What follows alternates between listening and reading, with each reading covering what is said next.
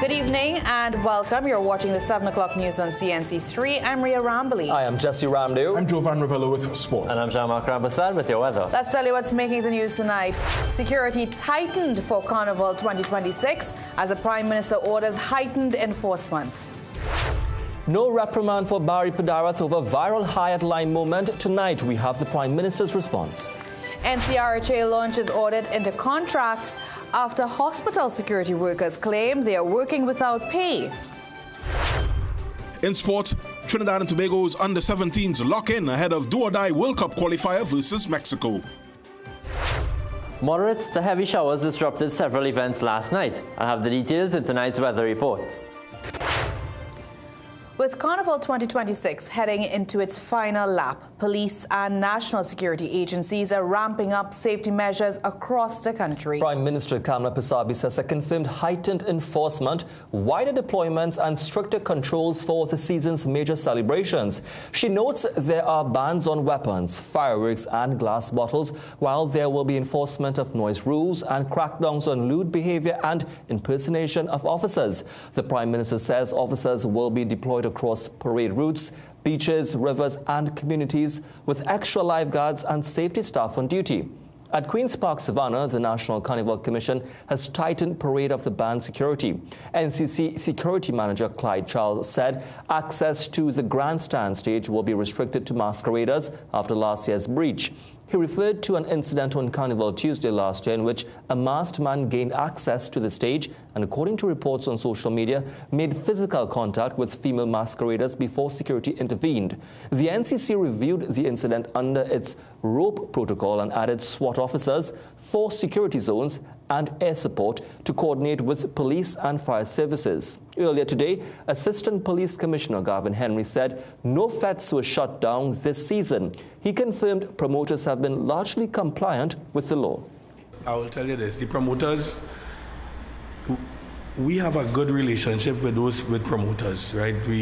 Sometimes we butt heads probably on numbers and so on, but the promoters by and large, right, cooperate with us. When asked about crowd control and traffic management for Marshall Montano and Bungie Garland's Heart Fete at the Queen's Park, Savannah tomorrow, Henry said police will be out in full force. He also reminded patrons that parking at the Savannah is strictly prohibited. We'll have wrecking taking place also, so any indiscriminate parking at the Savannah is already a no parking zone really and truly, right? And we'll be enforcing that particular aspect of the traffic.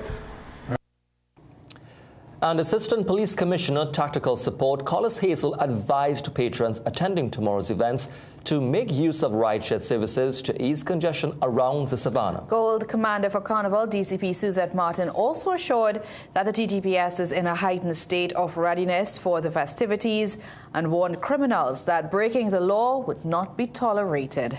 And with just a few more days to go before the parade of bands, the fire service is urging revelers to be considerate and give way to emergency vehicles on the street. During a media briefing at the Queen's Park, Savannah today, Acting Deputy Chief Fire Officer Ansar Ali implored masqueraders not to whine on passing fire vehicles. He warned that such activities could cause unnecessary delays in vehicles on their way to offer possible life-saving assistance. Over the past years, we have seen people gyrating in front of fire service vehicles whilst they are responding to calls, and it causes them to slow their response. Please desist from making such a practice a habit. Ali noted that leave has been cancelled for all fire officers until Ash Wednesday, noting that fire stations are on alert and prepared to respond to emergencies. Public Utilities Minister Barry Padarath found himself at the center of controversy after a viral moment at a Carnival Fete sparked widespread criticism. But Prime Minister Kamala Persabisesa says she found his, quote, terrible singing to be hilarious. Just days ago, the Prime Minister urged citizens to conduct themselves responsibly during the season. K. Marie Fletcher has the story. A night of premium drinks and soca at Hyatt Lime has left one government minister facing a political hangover. 2 days after Prime Minister Kamla Persad-Bissessar advised masqueraders not to embarrass themselves, Public Utilities Minister Barry Padarath has now become the subject of criticism and ridicule over a viral onstage moment. Founder of highest Fete. Put your hands in the air when Marshall says, give them performance, give them the time of their life. Minister, the Kamla Persad-Bissessar administration. A daily newspaper reported that Minister Padarath denied being drunk, but several social media users and members of the opposition have condemned his behavior. Stuart Young described Padarath's behavior as vulgar and immature, while Aruka Lopino MP Marvin Gonzalez and St. Anne's East MP Dr. Nian Gatsby-Dolly accused the minister of behaving in a disgusting, drunken manner. CNC3 News reached out to the minister for a response to the criticisms. However, up to news time, none was given. The Prime Minister said she thought his terrible singing was hilarious. Meanwhile, Padarath also came under fire for suggesting that Works and Infrastructure Minister Jolene John founded Hyatt Lime. According to event manager Colin Abraham, he and his wife Kelly were responsible for conceptualizing and producing the event.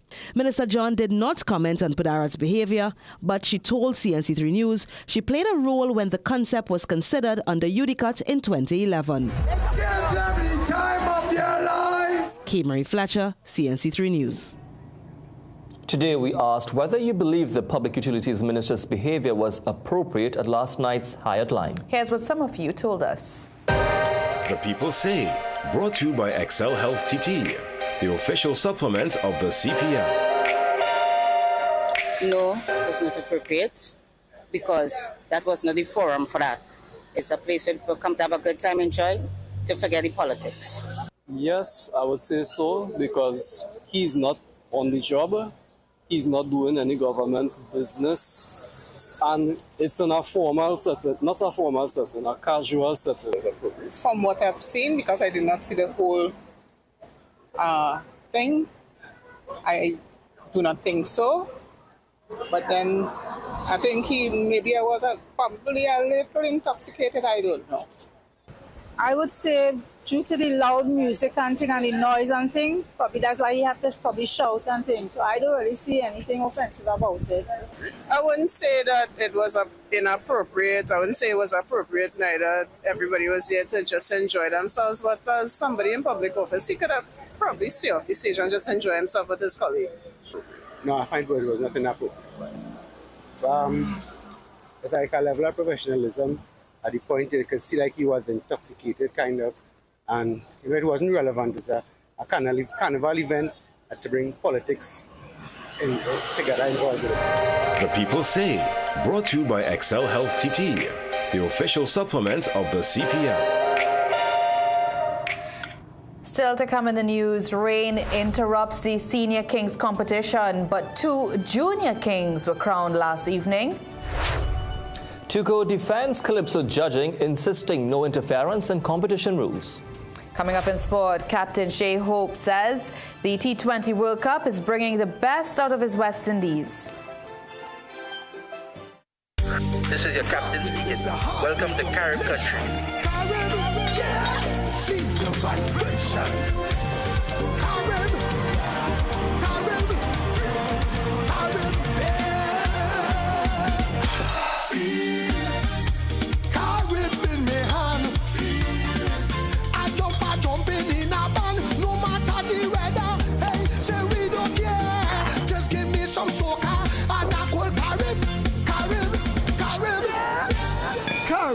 Feel it.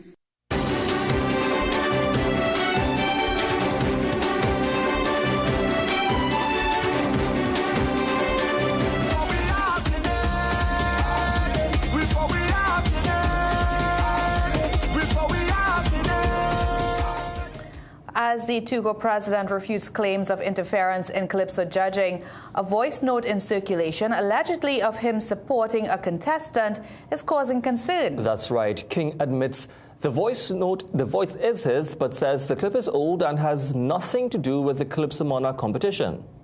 That was on a plane 2 years ago. 2 years ago, so that cannot be, and that was me being concerned coming to Trinidad to take up the president role, and was actually having a conversation with one of my close core member as to who we could consider supporting to be the president or the chairman of the Tobago Zone. So that has nothing to do with our competition today. And just in time, sorry, go ahead, Jesse. And just in time for Sunday's finals, TUCO has announced that along with the $1 million first prize, the Calypso Monarch winner will also receive a car.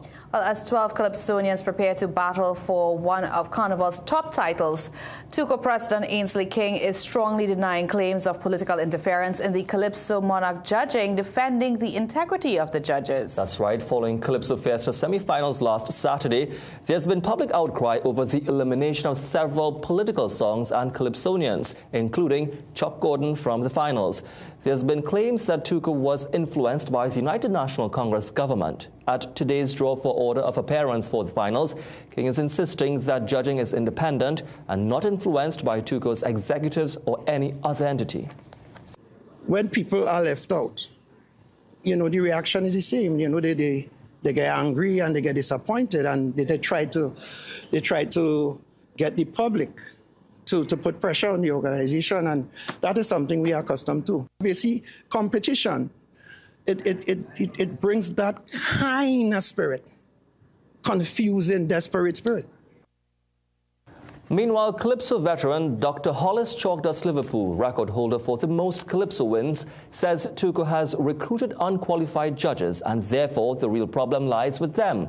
Some of the Calypsonians who didn't make it into the finals have released their score sheets, citing discrepancies with the judging process. Liverpool says there needs to be better education on Calypso structure and musicality, and without naming names, he challenges the advancement of several finalists.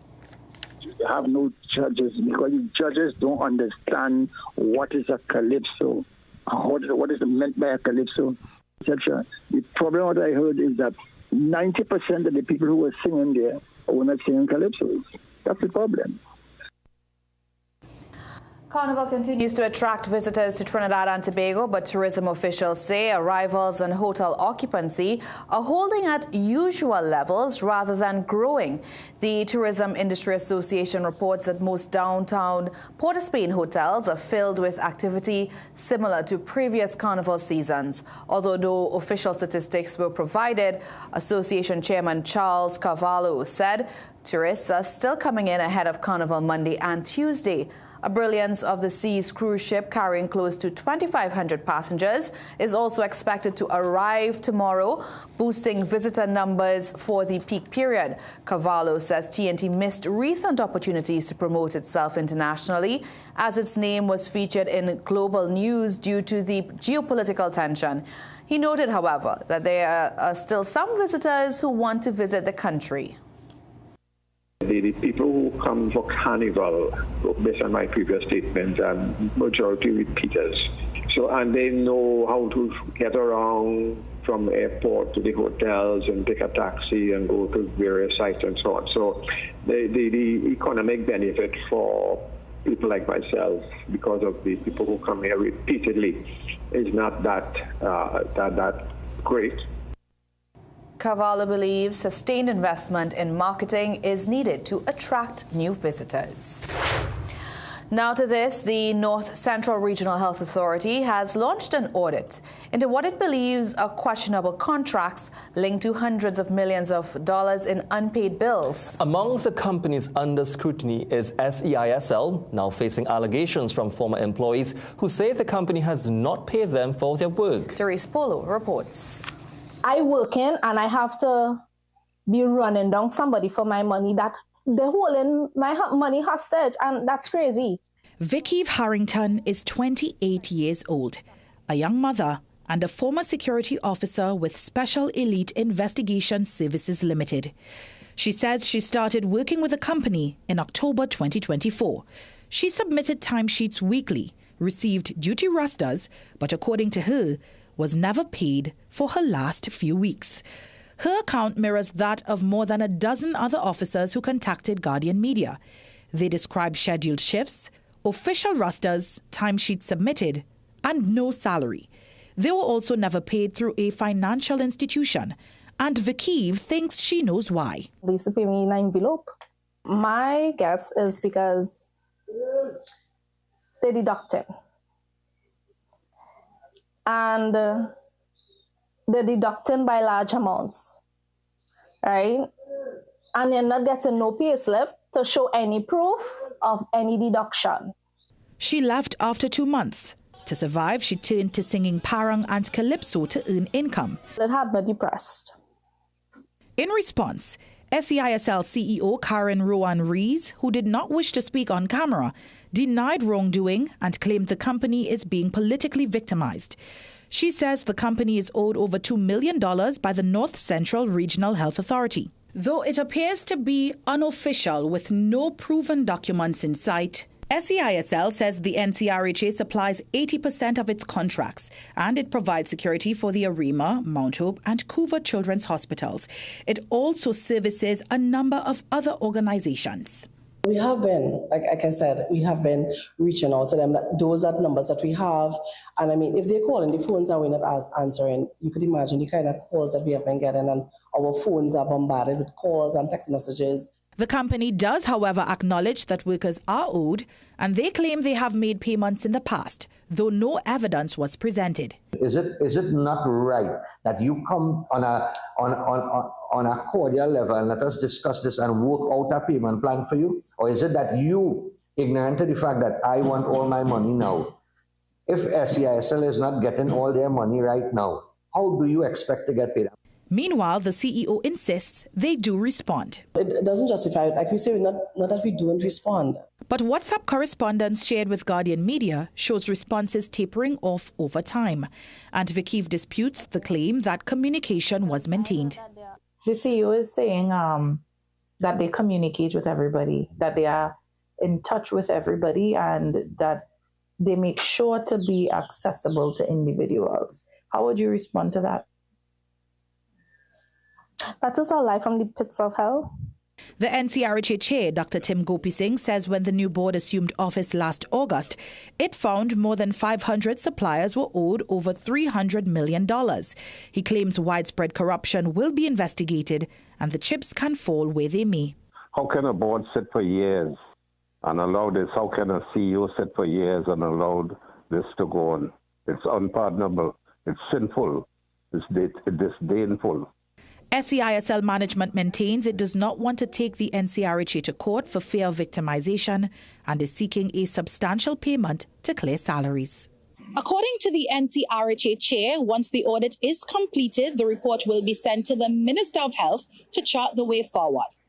Doris Polo, CNC3 News. In tonight's Business Watch, the TNT Contractors Association shares its concern on the recent natural gas price increase and its impact on not just the sector, but the wider economy. Meanwhile, former Finance Minister Com Imbert is questioning whether government's policies are undermining efforts to diversify the economy. Peter Christopher tells us more.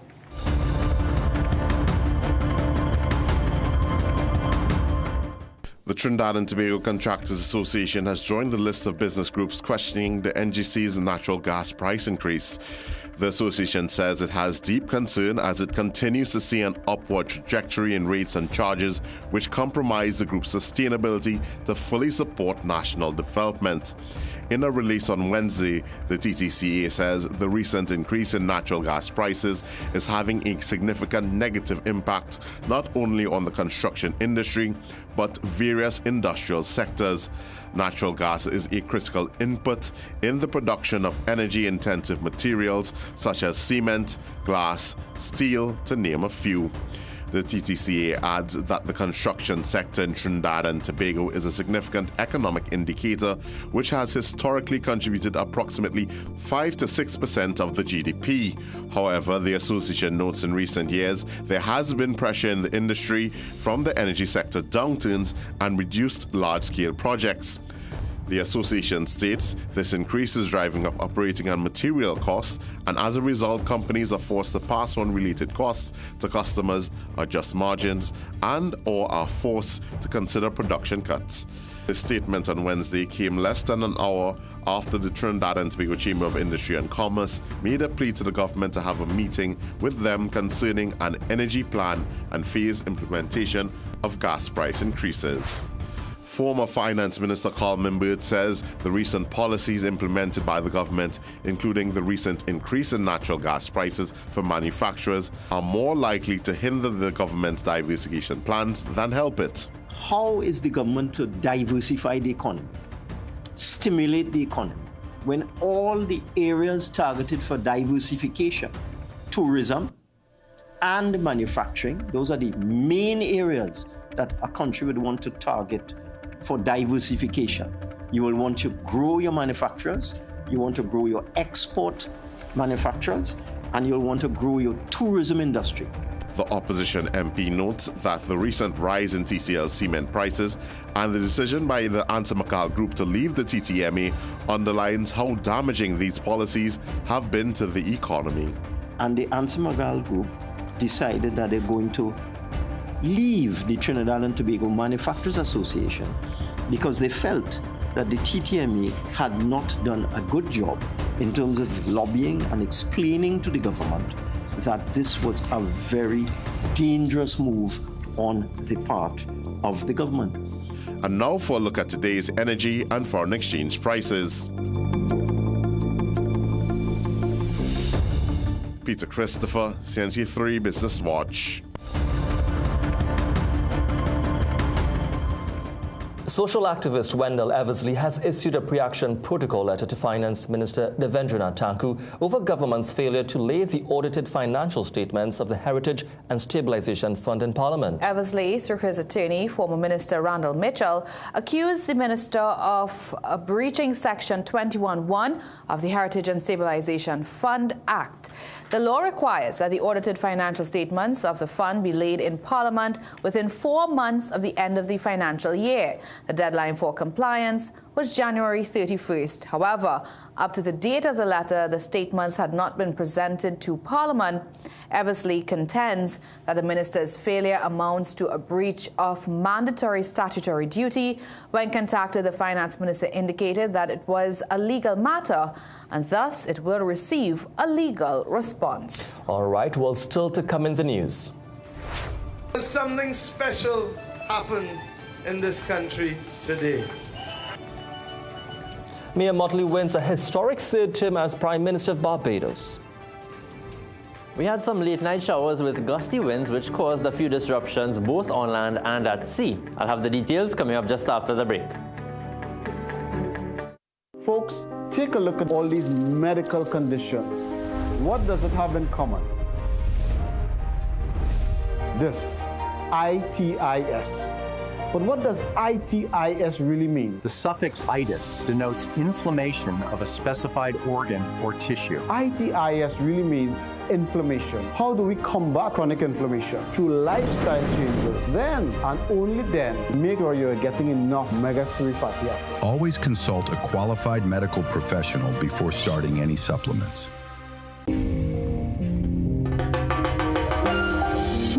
Watch the passion building. The voice is roaring, with the mission done, and the game is won. With the music talking, and the big stage calling, the culture comes alive, and it's just endless vibes. The future's bright, we'll be more bright. Now it's sweet time, the time to shine. Life is on, it's no time to be timid. So chase those dreams, live without limit. Life is on, it's this sparking.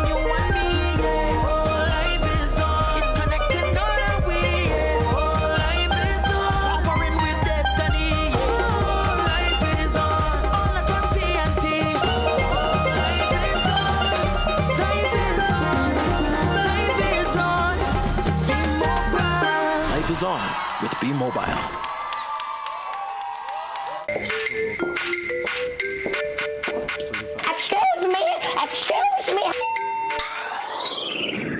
Excuse me, sir, drop this. Biostrat food supplements for vitality and well-being.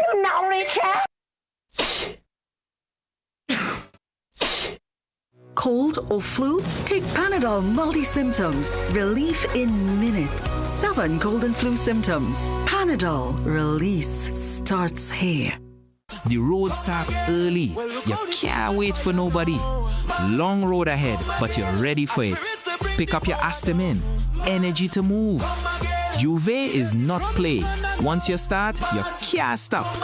Road ready, body liming, spirit high. Astamin helps support your energy when you're on the road from early.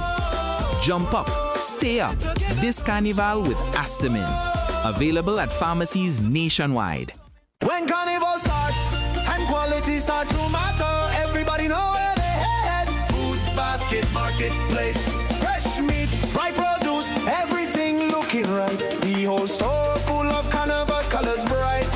Wholesaler retail, we serving you clean with quality products and the best prices you see. Every from Arima straight down to Go View, Champs and Jaguar, as we waited for you. Where quality meets the right price for Carnival too. Come once, come twice, see why people coming back. Family friendly service, shopping made easy with prices that make sense this Carnival. Food basket marketplace, where shopping is a pleasure and the price is right. This Carnival time.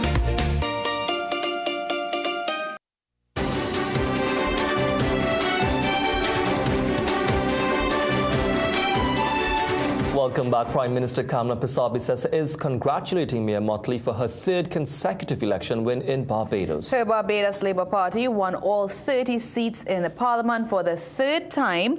Prime Minister Persad-Bissessar says this moment carries additional significance because of her friendship with Motley, which extends beyond politics. Both had worked together on a legal case in St. Kitts and Nevis in 2009.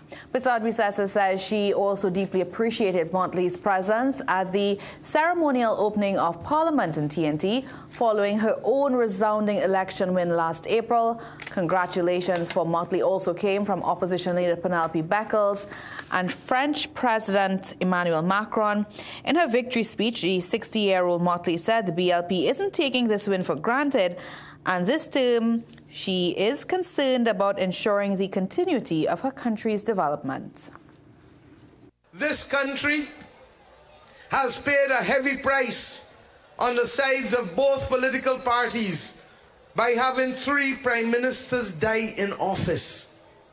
And I don't say so because I fear that. I say so because the knowledge and the experience that they had went like that.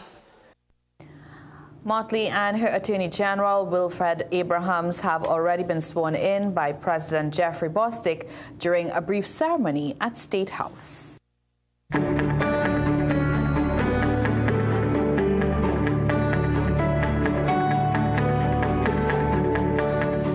Jama, Carnival energy is strong, but so are the showers, proving that rain does not only just stop cricket, right? That's very correct. We saw last night that it stopped the Carnival Kings senior show and was postponed until next weekend. Now, it also interfered with the trials of the Blue Wave Harmony. It had to dock offshore, it couldn't dock in Scarborough Port, and it eventually berthed earlier this morning. So let's take a look and see what the showers looked like on the satellite, on the radar last night. It actually formed along the leading edge of a gust front, which came from the patch of clouds we were looking at last night on the satellite yesterday evening. Now remember, the gust fronts are those arc-shaped clouds I've shown a few times on the weather report. And since it was backed by some strong to moderate to strong winds, the showers were experienced by most areas across both islands. Now usually they dissipate before they get to western Trinidad under normal circumstances, but they made its way all the way across the Port of Spain. Now moving on to the current satellite loop, conditions were mostly dry today with the odd brisk shower, and that should be the trend for the next few days. The showers are passing along pretty quickly and may only last for a few minutes. So the forecast for tonight, mostly fair but hazy conditions with just a brief chance of an odd shower. Overnight lows of 23 23 in Trinidad and 24 in Tobago. Tomorrow, similar conditions again, mostly sunny, hazy and breezy with the odd brisk shower. The Saharan dust should gradually decrease over the next few days, and there is another plume forming, but we'll take a look at that next week. Seas are currently moderate, and the alert was actually discontinued this morning by the Met Office as conditions improved. So waves in open waters are up to 2 meters and near 1 meter in sheltered areas, but occasionally choppy, and that little detail is important, as we've seen the breezy conditions affect the marine activity last night. Winds are still expected out of the east at 15 to 20 knots. Now looking ahead, generally sunny, hazy and breezy conditions to dominate the forecast. Just the odd passing shower on most days, including early next week, Monday and Tuesday. Now winds are expected to ease just a bit over the next few days, which should be generally beneficial for the festivities, especially those with the larger backpacks and the Kings and Queens competition. So last night I mentioned 2 nearby earthquakes, but have you ever heard of a frost quake? The rare weather-related event may have occurred in Michigan earlier this week. This was the aftermath of inside of a gas station in St. Clair Shores. People reported feeling a slight shake and finding damage to the floor. Now, a frost quake happens when water in the ground freezes and expands. It can create a loud boom and tremors when the soil and rock suddenly fracture under the pressure. Now, the actual scientific name for this is cryoseism. Now, this process is similar to when you fill a bottle of water and put it in the freezer. You know, once it freezes, it expands and probably even bursts the bottle. Yeah, I've experienced a few of that before, but I've never seen that happen. And I don't think it'll ever happen in Trinidad. Like, no. Yeah, not in the tropics. Won't freeze the underground water here. All right, thank you so much, Jean-Marc. Well, still to come in the news. UWI's Old Yard is where performance and tradition comes to life, and students are essential to the presentation. Folks, take a look at all these medical conditions. What does it have in common? This, itis. But what does itis really mean? The suffix itis denotes inflammation of a specified organ or tissue. Itis really means inflammation. How do we combat chronic inflammation? Through lifestyle changes. Then, and only then, make sure you're getting enough omega-3 fatty acids. Always consult a qualified medical professional before starting any supplements. Are you an entrepreneur? Make some money this carnival. Just arrived at Tate's. Bread crates, cotton candy machines, snow cone machines, popcorn machines, Tabro camp carts, and Atlanta meat saw blades with various lengths. 9296 Abercrombie Street, Port of Spain. Tate's, make some money this carnival. Mom, Dad, this is Trevor. Hi. He's no Kieran.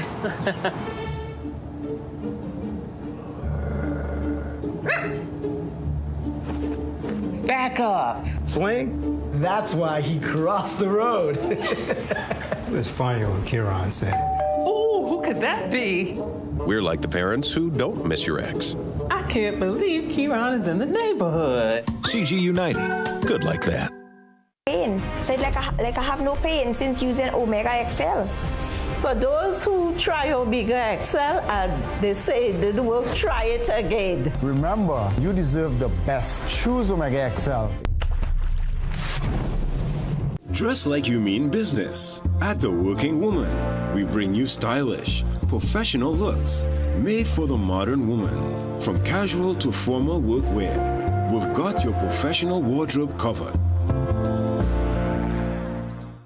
Recession have you down? Don't lose hope. Head on down to Tire Clinic for the recession deals. That's big savings with our road hazard warranty on Dunlop, Sumitomo, and Falcon tires. Available at Tire Clinic, Cuba, Chaguanas, and Pleasance Park. Tire Clinic, a tire for every need. Call 636-8973 or 636-2958.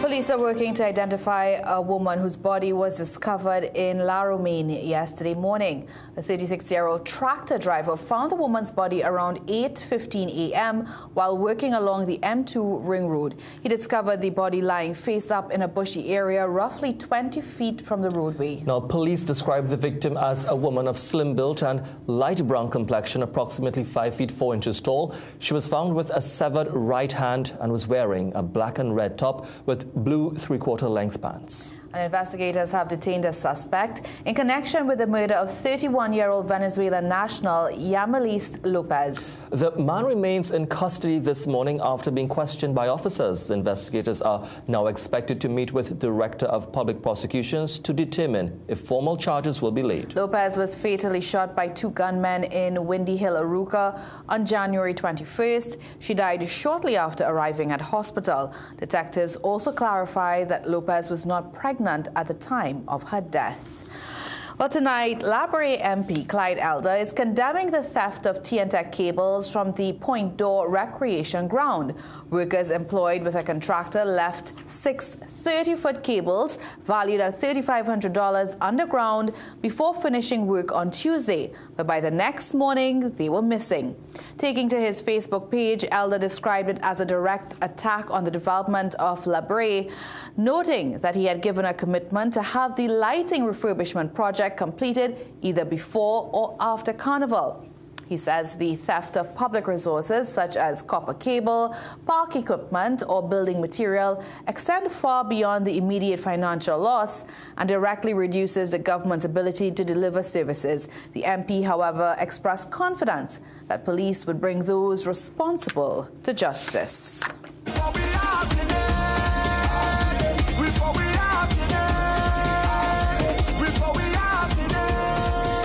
There are 2 junior kings of Carnival this year. Teenagers Antonio Rampersad and Jarrell Peters were both crowned at the Queen's Park Savannah. It was Rampersad's 3rd time winning the title. Here's Joel Phillip and Derek Atchong with more highlights from last night's show. Antonio Rampersad has been crowned Junior King of Carnival for the 3rd year in a row. The 15-year-old Astra Boys College student continued his dominance with another strong showing on Wednesday night. This year's competition was tougher. Rampersad tied for 1st place with Jarrell Peters, whose energetic drum-themed portrayal impressed judges. Rampersad's sister Annalie also placed 3rd in the Junior Queens competition, but there was little time to celebrate as their father Marlon was preparing to compete in the senior category. The family then faced another challenge, a late-night downpour at the Queen's Park Savannah, forcing them to rush to protect their costumes. Rampersad said he was thrilled to add to his family's Carnival legacy. It felt amazing to be able to secure that hat trick. I mean, we worked hard and I'm grateful for the work of my parents, and thanks to my grandmother that she passed on that culture. Rampersad, who sits CXC exams next year, is unsure he will defend his crown. Well, when that time reaches, we'll see if I dare or not. In the Junior Queens competition, J. Marie James captured her 1st title with a vibrant African-themed portrayal featuring sunflowers. 2nd place went to Zoe Walker, who skillfully maneuvered her large, intricately designed costume despite her small frame. Derek Atchong, CNC 3 News. All right, as mentioned in the previous story, late-night downpour forced an abrupt end to this year's Carnival King semi-finals yesterday. The rain began after only a few competitors had crossed the stage at the Queen's Park Savannah. Organizers briefly paused the show, hoping conditions would improve, but later decided to call it off. The TNT Carnival Bands Association said the move was necessary to protect masqueraders and safeguard their rain-soaked costumes. As a result, all 20 semi-finalists will advance to the finals at Dimanche Gras on Sunday. In the Queen's competition, reigning monarch Roxanne Omalo delivered a powerful performance in her bid for a 3rd consecutive crown and 5th overall. Her massive costume earned her 1st place in the semi-final, finishing 8 points ahead of her nearest rival. Former champion Priya Nagasa, who won her 1st title in 2023, placed 3rd. All right, well, now it's time for sport. And Jovan, there's more focus on the nation's youth. That's right, Ria. The TNT Cricket Board President Assam Badarath urges the country's under-19 cricketers to use the Interzone tournament as a springboard to the regional side. And 2 All-Stars show out before the big weekend. Sport is up next. Struggling with blood sugar swings, high blood pressure, or stiff joints? Take control with Aja Nutrition's powerful wellness trio. Berberine Plus supports healthy blood sugar. Blood pressure support helps keep your pressure in check. And Joint Aid keeps your joints moving so you can stay active every day. Don't wait. Choose Aja Nutrition for trusted, effective solutions. Available at Pennywise and leading pharmacies nationwide. Feel better, move better, live better with Aja Nutrition. At Cruise Inn Hotel and Yachting Center, we're all about time. In fact, once you check in, there's no time to lose. Reconnect with a little family time. Make a splash with some pool time. Spend some treasured quality time. Or just immerse yourself in some quiet time. Indulge your senses at dinner time. We even have the perfect venue when it's your celebration time. So it's high time you visit Cruise Inn. Choose our day pass or call 607-4000 to make your dinner or hotel reservations or to find out more about our event spaces. Take a time out at Cruise Inn Hotel and Yachting Center.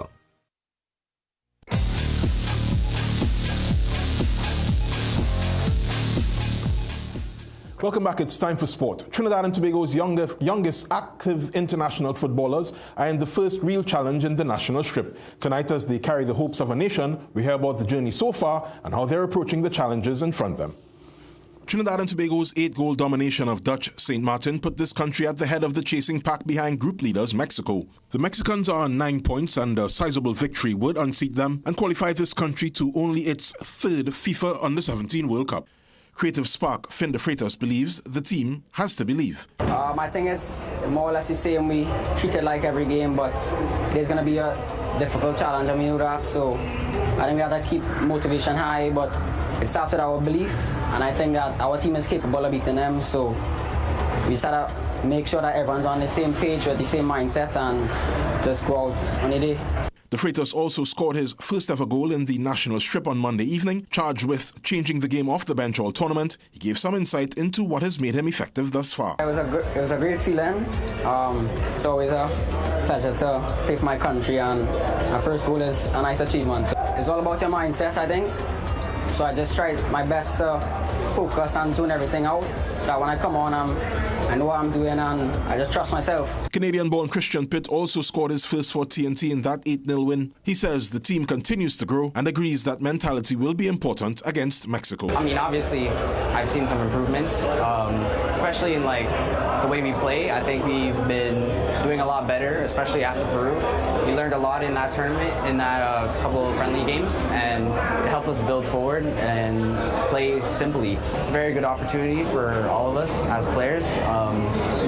As everybody knows, Mexico is a big squad, and all I can do is hope to perform well and hope our team does well for the next, other than make sure that we have the correct mindset and go into the game with a good attitude.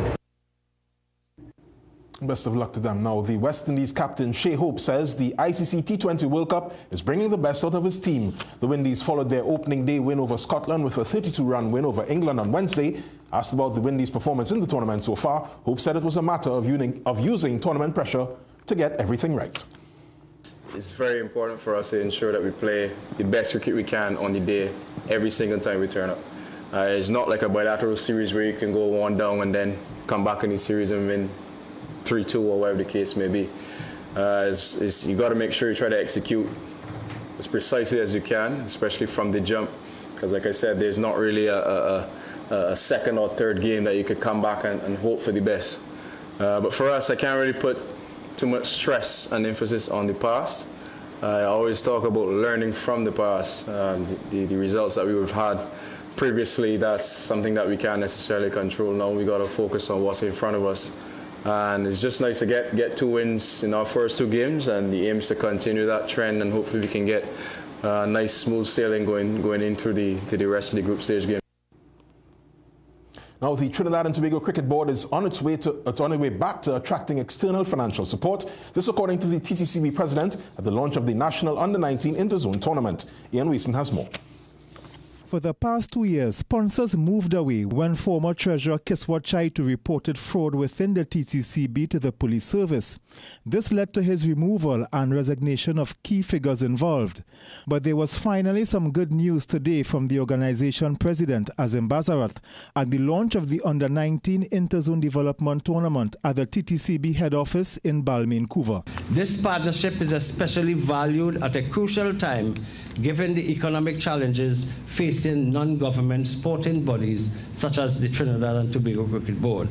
Yet, we celebrate the good news that funding has been secured for for all our 4 age group interzone tournaments this year. The Under-19 tournament will be sponsored by Fial Footwear and Clothing, whose managing director Nicholas Premchand shared his commitment to the TTCB. Over the past few years, we at Fial has closely observed the work of the Trinidad and Tobago Cricket Board. We have seen the commitment to youth development, the structures being put in place, and the genuine effort to create opportunities for the next generation of players. What stood out to us was not only the vision, but the consistency and dedication behind that vision. The 8 zones will begin action next week, and this tournament is expected to go a long way in helping the national selectors to pick the national Under-19 team for the Cricket West Indies Rising Stars Under-19 tournament in Antigua in July and August. Ian Wason, CNC3 Sport. Elsewhere, South and Southwest grabbed contrasting victories as the TNT Cricket Board's Under-15 Youth Development Interzone Tournament yesterday. Ian Mason has the highlights. Nitya Mongu scored 162 not out and Ishanan Diopasad scored 107 as Southwest crushed Tobago by 194 runs at Greg Street in Balmain on Wednesday. The openers shared in an opening stand worth 258 runs as Southwest chalked up 329 for 2 from their 50 overs. In response, Tobago were bowled out for 135 in 34 overs. Kemuel Lynch was the lone Tobago batsman to resist the Southwest bowlers with a top score of 67. Amaldo Premchand was Southwest's best bowler with 4 for 23. Meanwhile, South scored a 1-wicket win over East in a low-scoring match at Knowles Street in Kirep. Kedan Manohar took 3 for 6 as East were bowled out for 91. Leandro Ramkelawan top scored with 18 and they benefited from 29 extras. South lost 9 wickets before they finally crossed the line with Adam Guran getting to a top score of 18 not out, batting at number 10. The tournament continues next Wednesday. Ian Wason, CNC3 Sport. Now, Italy produced what is so far the result of the ICC T20 World Cup after the Italians scored a 10-wicket win over Nepal. Here's more from Ian. Italy lost their opening match to Scotland on Monday and needed a good result against Nepal to keep their debut campaign alive at Wankhede. They got early success when Ali Hassan dismissed Kushal Bertel for 5 at 8 for 1 after Italy chose to take the field first. Nepal then got a 41-run partnership between Asif Sheikh, who scored 20, and Captain Rohit Paudel, who scored 23, to take the score to 49. But 2 quick wickets put Nepal, who beat West Indies 2-1 in a 3-match series late last year, on the back foot, as Ben Manenti and Krishan Kalugamage took 1 wicket each. Kalugamage ended with 3 for 18 from his 4 overs. Asif's brother Arif Sheikh took up the challenge of the Italians with a top score of 27. But John Smuts ended his innings as the Nepalese crawled to 100 for 6. Kalugamage took 3 for 18 from 4 overs. The Italians continued to apply pressure and eventually bowled Nepal out for 123 in 19.5 overs. Now chasing 124 to win, the Italians went after the runs as though they were chasing 200. Anthony Musca hit 5 fours and 6 sixes in his 62 not out, and his brother Justin Musca hit 3 sixes in his unbeaten 60, as Italy reached 124 without loss in 12.4 overs to beat Nepal by a commanding 10 wickets for their first points in the World Cup. There was also a positive result for Sri Lanka over Oman at Palakele. Kusal Mendes scored 61. Pavan Ratnayake scored 60 and Siddhan Sanaka scored 50 as Sri Lanka scored 225 for 5 from their 20. Oman then responded with 120 for 9 from their 20 overs, 105 runs short. Only Mohamed Nadeem provided any pushback with a score of 53 as Sri Lanka secured a 105-run win. Ian Wason, CNC3 Sport. Thanks, Ian. Now, internationally, there's conflict at Milano Cortina. India goes back-to-back, and the All-Stars show out. Ukraine's Vladislav Hereskovich has been disqualified from the men's skeleton at the Milan Cortina 2026 Winter Olympics after refusing to remove a helmet honoring Ukrainian athletes killed during Russia's invasion. The IOC said he breached rules banning political statements during competition to keep the field of play neutral. The decision has sparked backlash from athletes and Ukraine's President Vladimir Zelensky, and Hereskovich is appealing to the Court of Arbitration for Sport. In the T20 Cricket World Cup, defending champions India secured back-to-back wins with a dominant 93-run victory over Namibia in Delhi earlier today. India posted a strong 209 for 9, led by an explosive 61 off 21 balls from Ishan Kishan, while Hardik Pandya added a quick-fire 52. In the chase, Namibia were cruising at 86 for 2 before Varun Chakravarti's superb 3 for 7 derailed the chase, bowling them out for 116. India now turned their focus to a highly anticipated clash against Pakistan. In the NBA, All-Stars Nikola Jokic and Jamal Murray head into NBA All-Star Weekend on a high after leading the Denver Nuggets to a 122-116 win over the Memphis Grizzlies last night. Jokic recorded his 184th career triple-double with 26 points, 15 rebounds and 11 assists, while Murray added 22 points, sealing the game from the free-throw line in the final seconds. Memphis, led by Gigi Jackson II's 21 points, erasing a 15-point fourth-quarter deficit but could not take the lead down the stretch. Now, Jokic and Murray shift focus to the All-Star festivities this weekend. Samaki Felician, CNC3 Sports. Thanks, Samaki. Now, tonight's high comes from the NBA. Enjoy.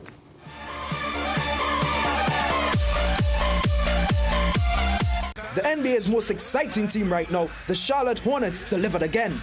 Already up by 14 in the third quarter against the Atlanta Hawks, Brandon Miller soared to the rim and threw down a powerful poster dunk. Fly like an eagle. That's all Brandon heard to earn tonight's CNC3 Sport High.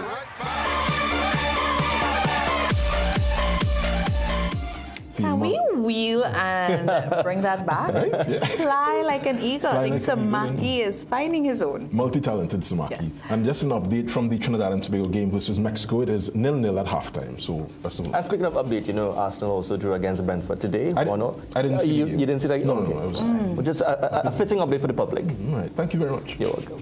All right. Thank you so much, Jovan. Let's take a break. We'll be right back.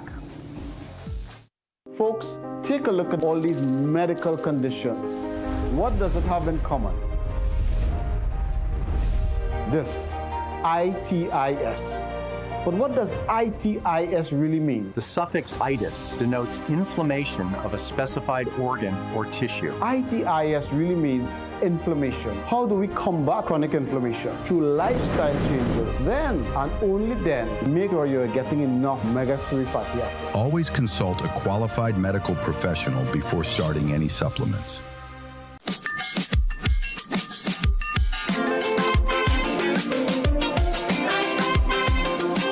Well, yo, this is your boy Ricky J. You ever late for the Fete, so you mash down on the X? Speeding come like normal until you realize how fast things can go wrong. So this Carnival, we on a slower scene. Choose to slow down and obey the speed limit. Better choices, safer Carnival.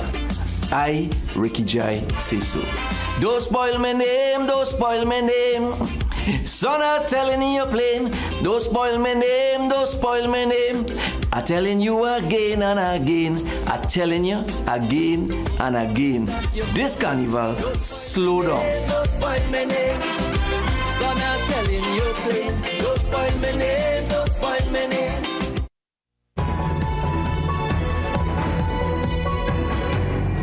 Russia confirmed today that it has blocked WhatsApp in the country and instead directing Russian citizens to use its state-backed Max app. The news comes days after it emerged that Russian authorities were restricting access to Telegram, another instant messaging app that is used by millions of people in Russia. A Kremlin spokesperson said the decision to block WhatsApp was made due to what he called violations of the law by the app's parent company, Meta. In a statement, WhatsApp said the Russian government attempted to fully block the app. This is not the first time Russia has gone after WhatsApp. Russia has already banned Facebook, Instagram, and X. Max is a homegrown messenger that Russia is pre-installing on all new devices as part of a broader push to replace foreign platforms. Well, a federal judge has ordered the Trump administration to bring some Venezuelans who were unlawfully deported last year back to the United States. The order action is so they can challenge their removal under the Alien Enemies Act. The ruling comes nearly a year after the Trump administration deported deported more than 100 alleged members of a Venezuelan gang under the sweeping 18th Century Wartime Act. The judge had previously concluded that those men deported in March 2025 to a mega prison in El Salvador did not get proper legal process ahead of their removal. The men were later freed in a prisoner swap with Venezuela. The Trump administration in recent weeks has resisted the judge's demand. It offered a proposal for how to provide the migrants due process. On Thursday, the judge called the administration's unwillingness to comply with his directive unacceptable. He added that any deportees living outside Venezuela must be provided airfare to return to the U.S. The Trump administration is likely to appeal the decision. Well, while fetes and parties are a big part of Carnival, there is still need to appreciate the festival's origins. That's why the University of the West Indies Department of Creative and Festival Arts continues its mission, bringing traditional mask characters and performances to life through its annual Old Yard display. Angelo Jedediah tells us more.